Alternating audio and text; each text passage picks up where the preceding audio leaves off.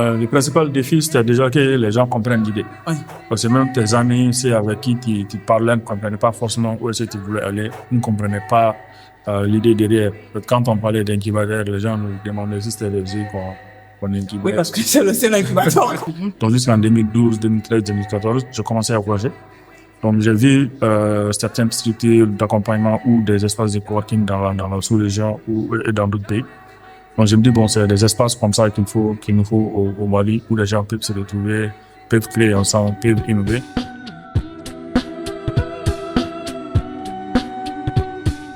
John will be waiting there, we shall. John will be waiting there. John will be waiting there, we shall. John will be waiting there. Il y a 10 ans, une idée est née, celle de créer un espace où les entrepreneurs maliens pourraient se retrouver, apprendre, expérimenter et grandir ensemble. Une décennie après, cette idée a pris forme et des centaines d'entrepreneurs ont été impactés par ce projet. Aujourd'hui, à l'occasion des 10 ans de Donilab, la première structure d'accompagnement à l'entrepreneuriat innovant au Mali, qui de mieux que le fondateur et le directeur de cette structure pour nous parler des coulisses, des réalisations et des défis de Donilab. Je suis Diane Boukeita Tunkara et bienvenue dans votre podcast Entrepreneuriat sans filtre. Bonjour et bienvenue, Bal. Bonjour, Démon. Comment vas-tu? Moi, ça va pour nous. Alors, comme d'habitude, moi, je suis très heureuse de recevoir des invités sur ce plateau, particulièrement toi, pour nous parler de l'histoire de Donilab. Maintenant, pour les gens qui ne te connaîtraient pas, est-ce que tu pourrais te présenter un peu? Alors, moi, c'est Tidjane Bal, fondateur et directeur de Donilab. Là-bas, je suis médecin. Mais comme je dis, je suis pas forcément un médecin devenu entrepreneur, je suis plutôt un entrepreneur devenu médecin. Un entrepreneur devenu médecin. Alors, qu'est-ce qui a causé ce revirement, du coup? Non, je dirais pas que c'est un revirement, pour moi, c'est la suite logique des choses. OK. Que j'ai commencé à entreprendre depuis, je dirais, le lycée. Je faisais des petites affaires. Et à l'université, je pense, j'étais plutôt orienté vers l'informatique. Parce que tout ce qui était carte de visite, site web, blog, cours des étudiants, afin de pouvoir subvenir à certains besoins. Donc, je pense que c'est cette fibre entrepreneuriale qui m'a conduit aujourd'hui à Donilab. En fait, donc, le moins que l'on puisse dire, c'est que l'entrepreneuriat, ça, tu l'as vraiment dans le sang. Parce que depuis le lycée, aller quand même faire des études de médecine et revenir après entreprendre, ouf, vraiment, quel parcours. Et d'où est venue l'idée de créer une structure comme Donilab? Alors, comme je le disais tantôt, en 2008, j'ai créé un business Mali Santé. Donc, Mali Santé, à l'époque, c'était un site web d'information médicale qui répertoriait tout ce qui était structure médicale, clinique, pharmacie, médecin. Donc, ça permettait aux patients ou au public d'avoir facilement accès aux professionnels de la santé. Donc, ça, c'est en 2008, 2009, ça commençait à prendre forme. Donc, jusqu'en 2012, 2013, 2014, je commençais à voyager. Donc, j'ai vu certaines structures d'accompagnement ou des espaces de coworking dans la sous-région ou dans d'autres pays. Donc, je me dis, bon, c'est des espaces comme ça qu'il nous faut au Mali, où les gens peuvent se retrouver, peuvent créer ensemble, peuvent innover. Et surtout que, en tant qu'entrepreneur, j'étais passé par beaucoup d'étapes. Donc, moi, mes sites, je les faisais au cybercafé. D'accord. Donc, je prenais 500 francs, 1000 francs de connexion. Et tu faisais vite pour qu'il ait tout, en tout cas, ton temps n'arrive avant que tu finisses avec tes tâches. Donc, du coup, je me dis, bon, si on a un espace, on peut avoir une connexion Internet, on peut avoir des tables ouvertes, des chaises, on peut avoir un réseau. Donc, c'est les meilleurs endroits pour que les gens puissent innover. Donc, peut-être tout le monde n'avait pas cet environnement-là. Donc, à la base, c'était un espace de coworking. OK.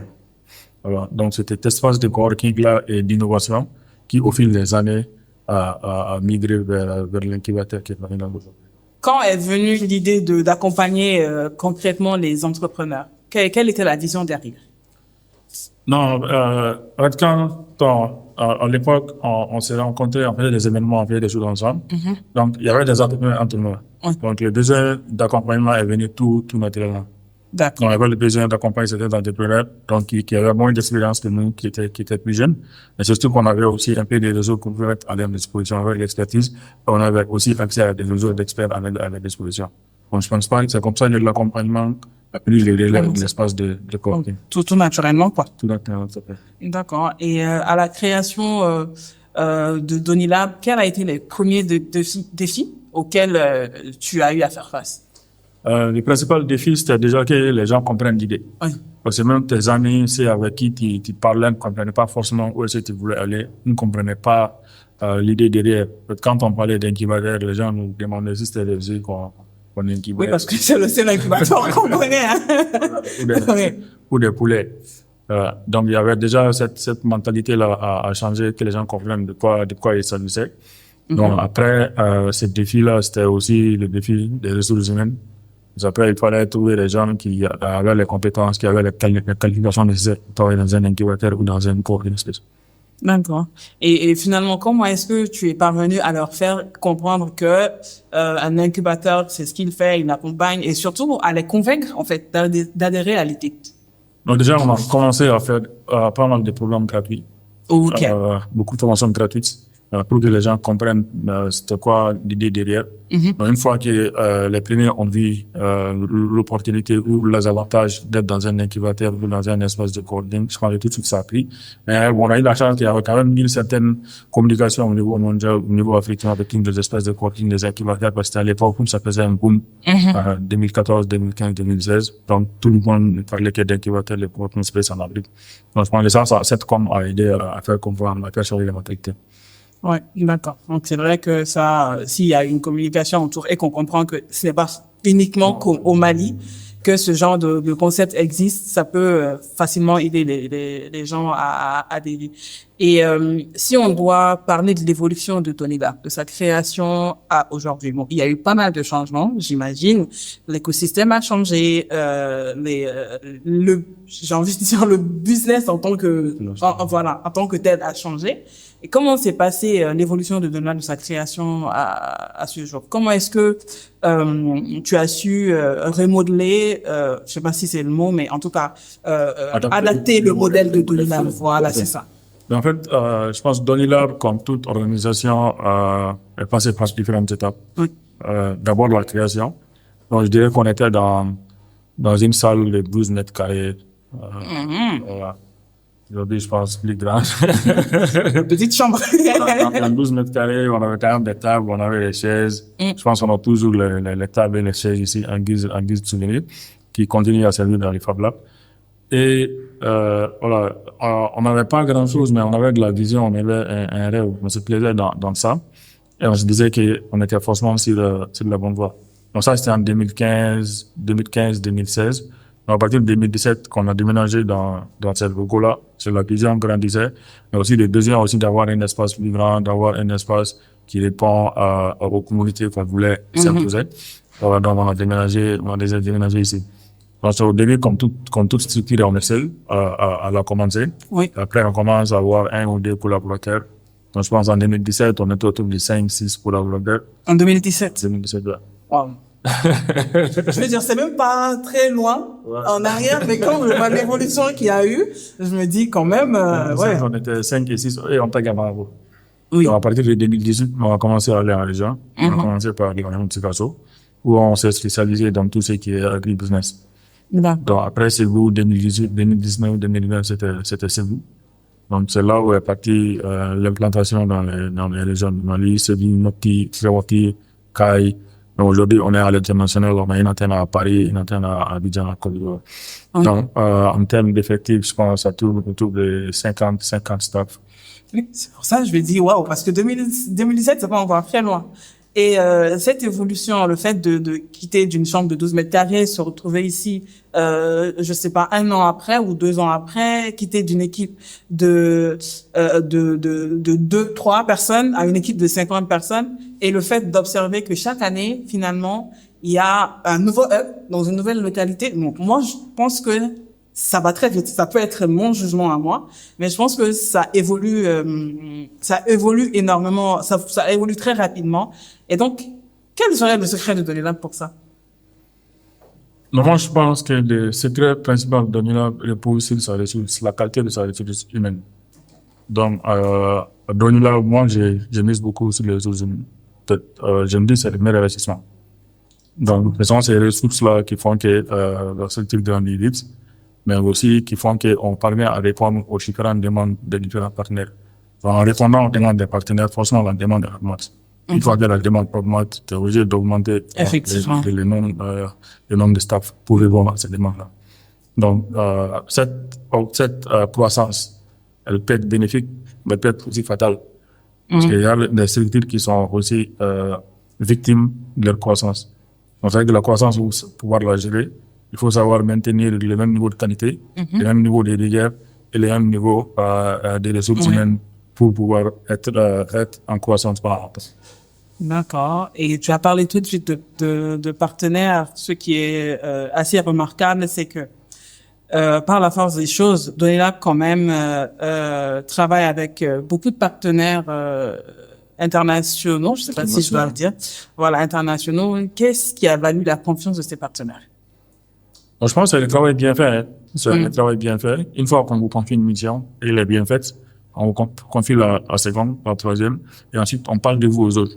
Donc c'est ce qui fait que les gens viennent vers vous parce qu'ils savent que vous avez un bon rendu, vos livrables sont de bonne qualité. Tout à l'heure, tu as évoqué le Fab Lab, qui est le laboratoire de prototypage de Donelab. Comment est-ce qu'on quitte d'un espace de coworking, ensuite un incubateur, pour ensuite en venir à un laboratoire de prototypage? D'où est-ce qu'est venue l'idée? Non, en fait, Donelab, c'est un tout. Donc, le Fab Lab, c'est pas un prolongement de Donelab, mais le Fab Lab fait partie de Donelab. Et le Fab Lab, il existe depuis 2016. Aussi? D'accord. Il existe depuis 2016. Parce que dans ma vision, je voulais avoir un ensemble. Okay. Un espace de coworking, un incubateur et un Fab Lab. Okay. Donc, le Fab Lab est né en 2016.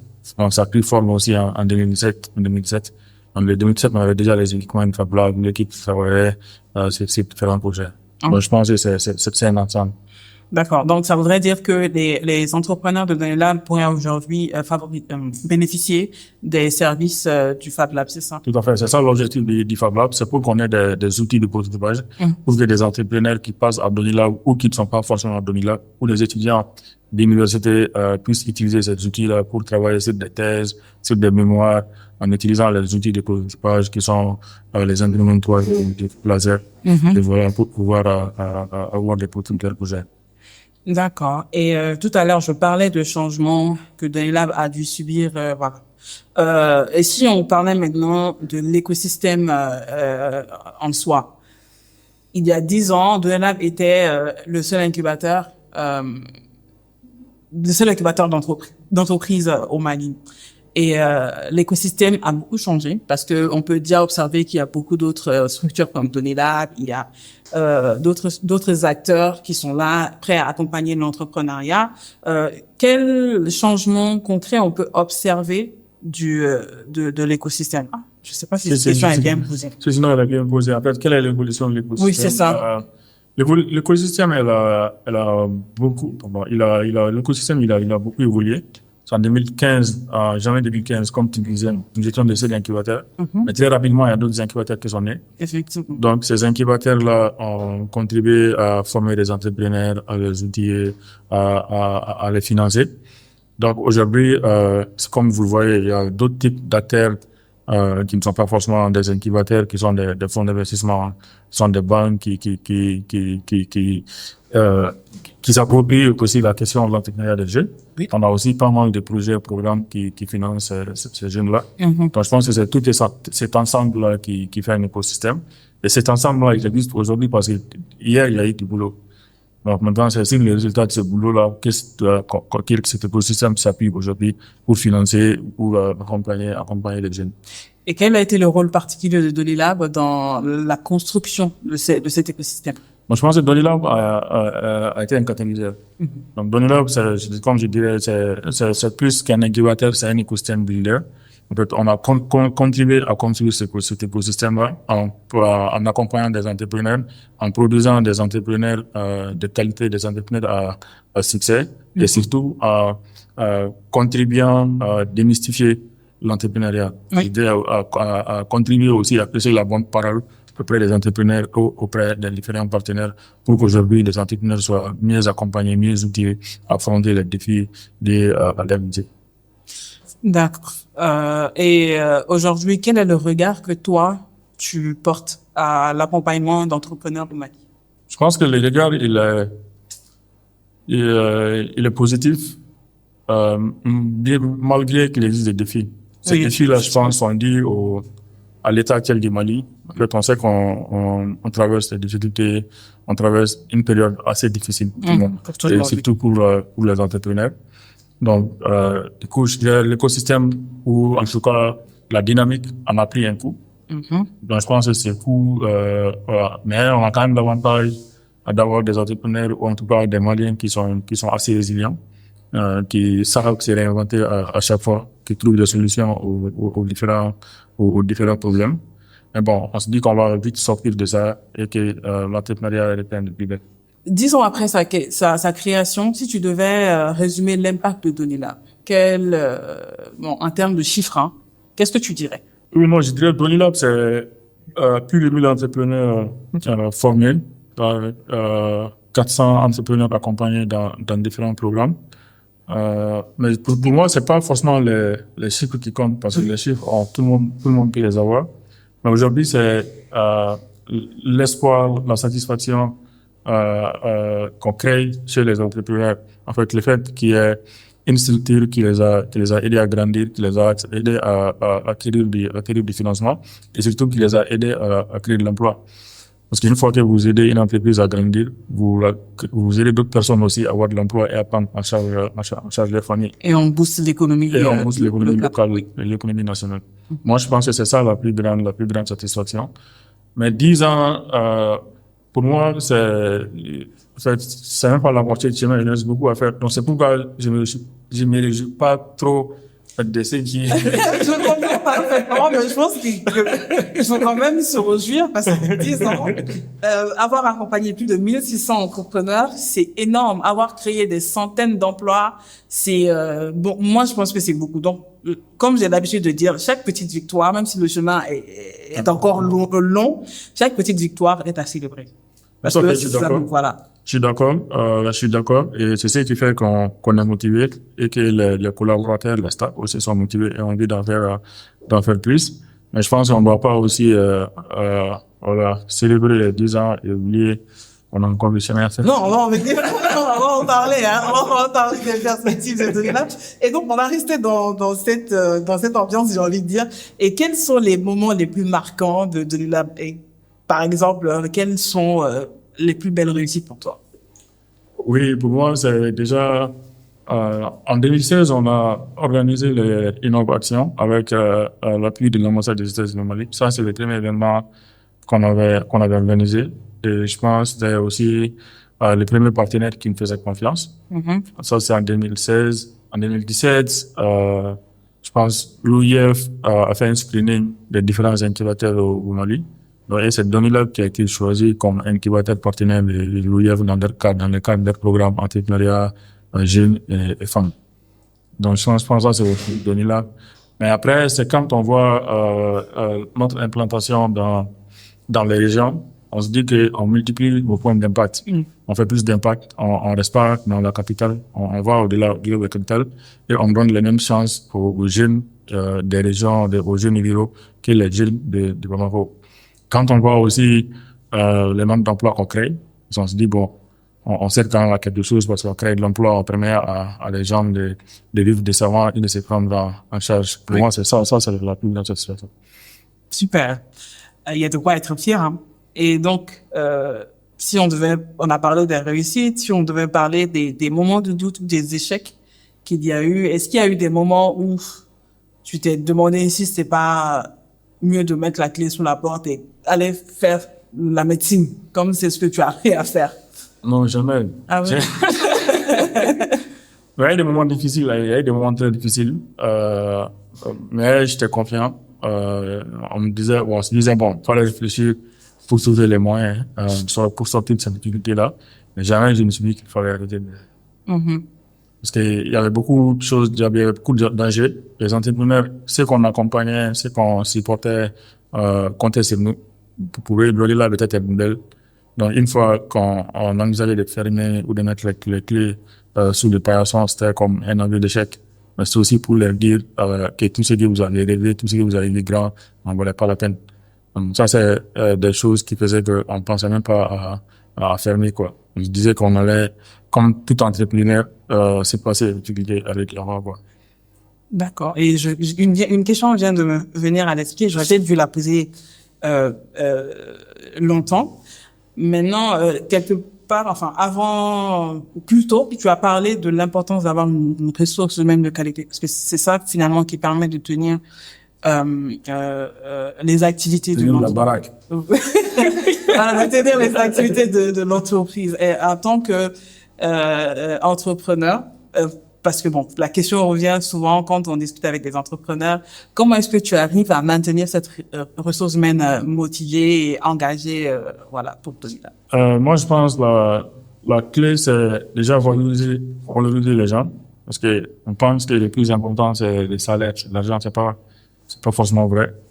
Je pense, j'essaie quand même, je sais pas si j'y parviens ou pas, de créer un environnement de travail agréable, avec où les gens sont moins stressés, où ils se sentent plus confiants, plus à l'aise. Chaque matin, quand tu te lèves, faut que tu te dises que tu viens dans une prison, ou tu viens au boulot juste pour avoir un salaire. Faut que tu te dises que tu viens pour contribuer à quelque chose. Donc, je pense que Donny Lab, c'est aujourd'hui, j'en fais un projet commun, en fait, où chacun apporte sa pierre. Et je suis sûr que c'est ce qui motive les gens tous les matins à quitter leur maison pour venir à Donny Lab et travailler. En tout cas, c'est intéressant. Là, c'est super intéressant parce qu'effectivement, c'est vrai que beaucoup d'entrepreneurs se plaignent du manque de ressources humaines qualifiées. Bon, manque, je sais pas, mais en tout cas, qui ont du mal à tenir les équipes engagées sans souvent se poser la question de qu'est-ce que je fais de bien pour mettre cette équipe à l'aise et lui permettre de s'épanouir. Exactement, parce que c'est ça le plus important. Maintenant, on va parler des ambitions, parce que comme tu le disais, c'est vrai que 10 ans, c'est beaucoup en même temps, parce qu'il y a beaucoup d'années encore à venir, il y a beaucoup de choses à construire. Il y a tellement à faire dans le pays. Donc, pour les 10 prochaines années, quelles sont les ambitions de l'ELA? Moi, je pense déjà consolider les acquis, consolider ce qu'on a fait, garder une qualité de travail, mais aussi s'implanter dans la sous-région. Peut-être aller dans d'autres pays que le Mali pour être avec une référence au niveau africain ou en tout cas au niveau régional. Mais c'est tout, je pense. Déjà, il y a beaucoup à faire, même au Mali, il y a beaucoup à faire. Il y a des régions qu'on peut pas couvrir ces régions-là, notamment les régions du Nord, par exemple. Alors, pour aussi donner une chance à ces jeunes-là de bénéficier des opportunités, d'autres opportunités. Voilà. Donc, je pense que ça, c'est plutôt consolider les acquis, aller dans la sous-région, être une référence dans l'accompagnement.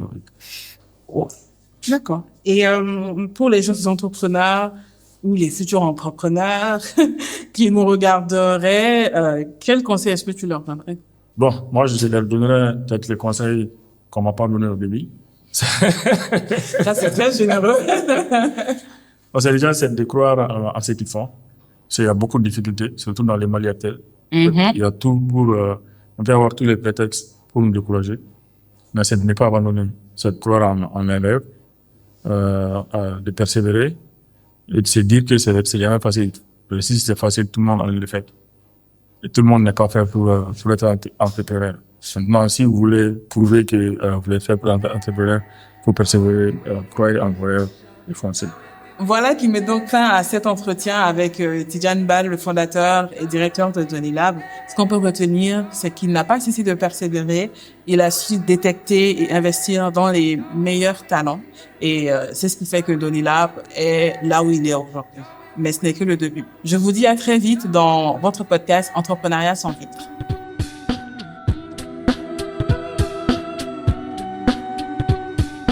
Jah will be waiting there, we shall. Jah will be waiting there. Jah will be waiting there, we shall. Jah will be